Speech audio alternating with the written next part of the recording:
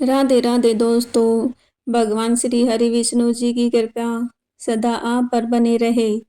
आज फाल्गुन मास के कृष्ण पक्ष की एकादशी तिथि है। फाल्गुन मास की कृष्ण पक्ष की एकादशी को विजया एकादशी कहा जाता है। कुछ स्थानों पर इसे विजया ग्यारस भी कहते हैं। इस व्रत को करने से हर कार्य में सफलता मिलती है और इससे सभी मनोकामनाएं पूर्ण होती हैं तथा घर में सुख समृद्धि, धन संपत्ति और खुशहाली आती है। स्वयं भगवान श्री राम ने लंकापति रावण पर विजय प्राप्त करने के लिए विजया एकादशी का व्रत रखा था। इस बार विजया एकादशी 24 फरवरी को है। स्कंद पुराण में भी इस व्रत का महत्व बताया गया है। पौराणिक मान्यता है कि प्राचीन काल में कई राजा महाराजा इस व्रत के प्रभाव से अपनी निश्चित हार को जीत में बदल लेते थे। कहा जाता है कि मुश्किल से मुश्किल परिस्थिति को भी विजया एकादशी के व्रत से जीता जा सकता है। ज्योतिष के अनुसार इस व्रत के जरिए आप चंद्रमा के हर दुष्प्रभाव को रोक सकते हैं। ग्रहण के बुरे प्रभाव को भी काफी हद तक कम किया जा सकता है। भगवान श्री कृष्ण ने ज्येष्ठ पांडु पुत्र युधिष्ठिर को बताया है कि इस एकादशी को विजया एकादशी कहते हैं। अपने नाम के अनुसार यह बहुत ही कल्याणकारी और विजय दिलाने वाली एकादशी है। इस एकादशी की महत्ता को संसार तक पहुंचाने के लिए स्वयं भगवान राम ने इस एकादशी का व्रत पूजन किया था। इसके बाद से विजय और मोक्ष के लिए संसारी लोग इस एकादशी का व्रत करने लगे। विजया एकादशी का व्रत एकादशियों की तरह बहुत ही कल्याणकारी माना गया है। कहा जाता है कि जो व्यक्ति विजया एकादशी का व्रत करता है उसे इस लोक में विजय प्राप्त होती है। इस एकादशी का व्रत करने से सभी कार्यों में विजय हासिल होती है और कार्यों में आ रही बाधाएं दूर होती हैं। कहा जाता है कि स्वयं भगवान श्री राम ने इस व्रत को किया था।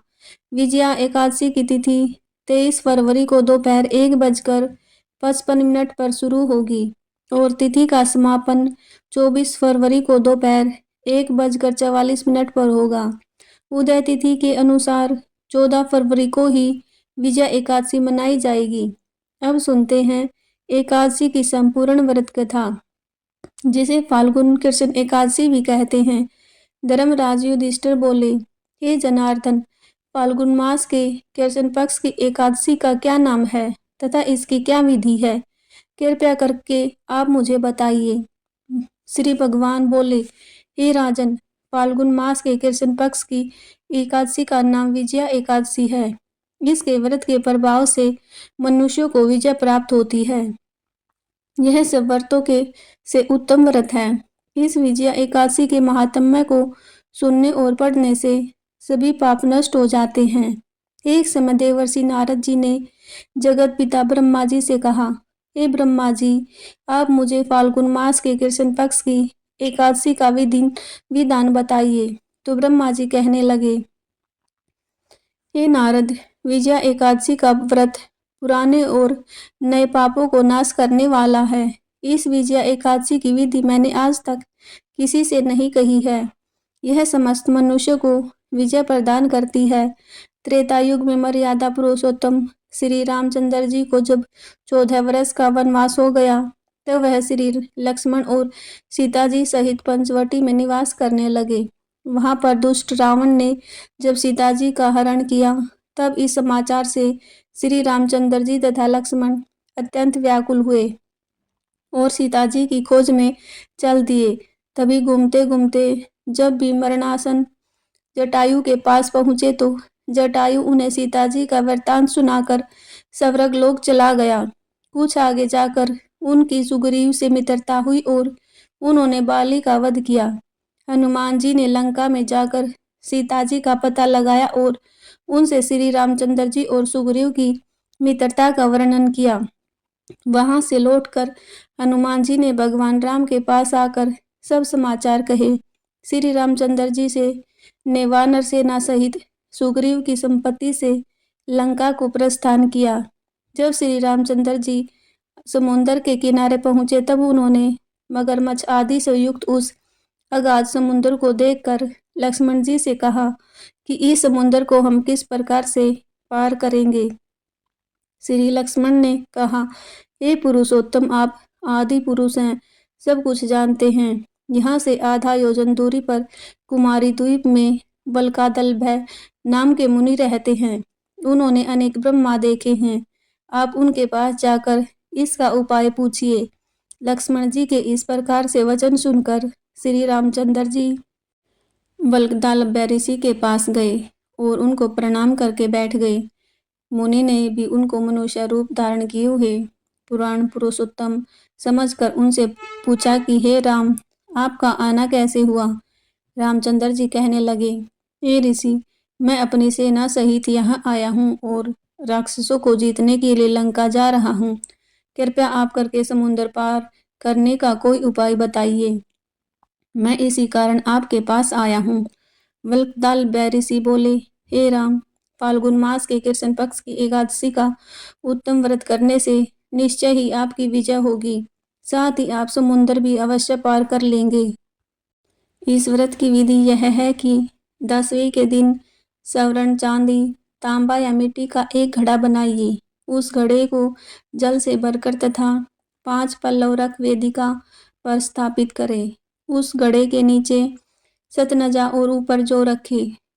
उस पर श्री नारायण भगवान की स्वर्ण की मूर्ति स्थापित करें। एकादशी के दिन स्नान आदि से निवृत्त होकर धूप, दीप, नारियल आदि से भगवान की पूजा करें। तत्पश्चात घड़े के सामने बैठकर दिन व्यतीत करे और रात्रि को भी उसी प्रकार बैठे रहकर जागरण करे। द्वादशी के दिन नित्य नियम से निवृत्त होकर उस घड़े को ब्राह्मण को दे दे। हे राम, यदि तुम भी इस व्रत को सेनापतियों सहित करोगे तो विजय तुम्हारी अवश्य होगी। श्री रामचंद्र जी ने ऋषि के कथन अनुसार इस व्रत को किया और इसके प्रभाव से दैत्यों पर विजय पाई। हे राजन, जो कोई मनुष्य इस व्रत को विधि पूर्वक करता है, दोनों लोकों में उसकी अवश्य विजय होगी। श्री ब्रह्मा जी ने नारद जी से कहा, हे पुत्र, जो कोई इस व्रत के महात्म्य को पढ़ता या सुनता है, उसको वाजपेयी यज्ञ का फल प्राप्त अवश्य होता है। विजया एकादशी की पूजन विधि। विजया एकादशी के दिन पूजन स्थान पर एक कलश की स्थापना करें। श्रद्धा पूर्वक श्री हरि का पूजन करें। मस्तक पर सफेद चंदन या गोपी चंदन लगाकर पूजन करें। श्री हरि को पंचामृत फूल और इसी ऋतु का फल अर्पित करें। एक वेला उपवास रखें और एक वेला पूर्ण सात्विक आहार ग्रहण करें। शाम को भोजन करने से पहले उपासना और आरती जरूर करें। अगले दिन पूजन करके कलश और अन्य वस्त्र आदि का दान करें। उसके बाद स्वयं खाना खाएं। विजया एकादशी के उपाय। सुबह के समय जल्दी उठे और जल में केसर डालकर स्नान करें। सूर्य नारायण को जल में केसर डालकर अर्घ्य दे। भगवान विष्णु या राम दरबार के चित्र को अपने सामने स्थापित करें। विजया एकादशी पर क्या करें क्या ना करें। विजया एकादशी के दिन तामसिक आहार, व्यवहार और विचार से दूर रहे। भगवान विष्णु का ध्यान करके ही दिन की शुरुआत करें। इस दिन मन को ज़्यादा से ज़्यादा भगवान विष्णु के चरणों में लगाए। सेहत ठीक ना हो तो उपवास न रखें, केवल व्रत के नियमों का पालन करें। एकादशी के दिन चावल और भारी भोजन न खाएं।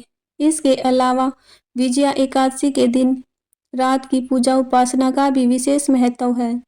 इस दिन क्रोध न करें, कम बोले और आचरण पर नियंत्रण रखें। आपको यह कथा और जानकारी कैसी लगी, कृपया कमेंट करके ज़रूर बताएं और वीडियो को लाइक शेयर ज़रूर करें।